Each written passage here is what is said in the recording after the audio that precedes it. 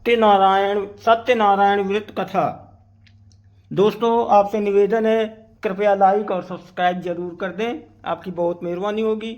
आप सभी को बहुत बहुत धन्यवाद और प्रणाम। कहानी है सत्यनारायण व्रत कथा, पंचम अध्याय। ये 5वां अध्याय है। इसके पहले 4 अध्याय हो चुके हैं, आप उनको पढ़िए। श्री सूत जी ने आगे कहा, हे ऋषियों, मैं एक और भी कथा कहता हूँ, उसे भी सुनो। प्रजापालन में लीन तुंगध्वज नाम का एक राजा था। उसने भगवान सत्यदेव का प्रसाद त्याग कर बहुत दुख पाया। एक समय राजा वन में वन्य पशुओं को मारकर वड़ के वृक्ष के नीचे आया।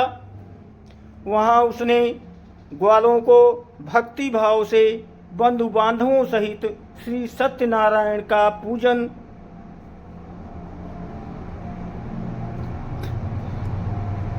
करते देखा, परंतु राजा देखकर भी अभिमानवश ना तो वहां गया और ना ही सत्यदेव भगवान को नमस्कार ही किया।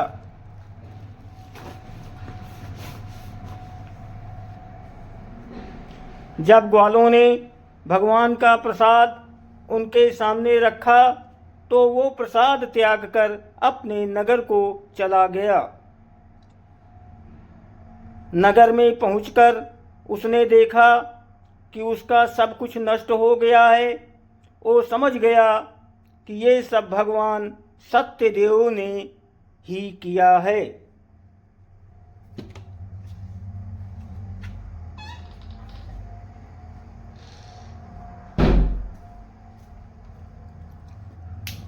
तब वो उसी स्थान पर वापस आया और ग्वालों के समीप गया और विधि पूर्वक पूजन कर प्रसाद खाया तो सत्यनारायण की कृपा से सब कुछ पहले जैसा ही हो गया और दीर्घ काल तक सुख भोग कर मरने पर स्वर्गलोक को चला गया। जो मनुष्य इस परम दुर्लभ व्रत को करेगा, श्री सत्यनारायण भगवान की कृपा से उसे धन धान्य की प्राप्ति होगी। निर्धन धनी और बंदी बंधन से मुक्त होकर निर्भय हो जाता है। संतानहीन को संतान प्राप्त होती है तथा सब मनोरथ पूर्ण होकर अंत में वो वैकुंठ धाम को जाता है।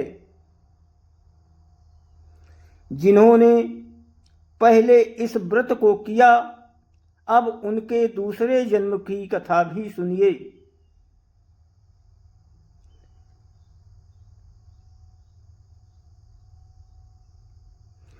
सतानंद नामक ब्राह्मण ने सुदामा के रूप में जन्म लेकर श्री कृष्ण की भक्ति कर मोक्ष प्राप्त किया।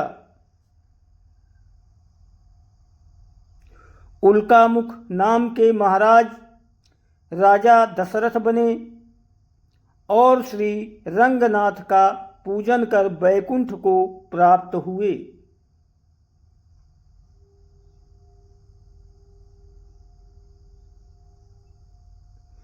साधु नामक वैश्य ने धर्मात्मा व सत्य प्रतिज्ञ राजा मौरध्वज बनकर अपनी देह को आरे से चीर कर दान करके मोक्ष को प्राप्त हुआ।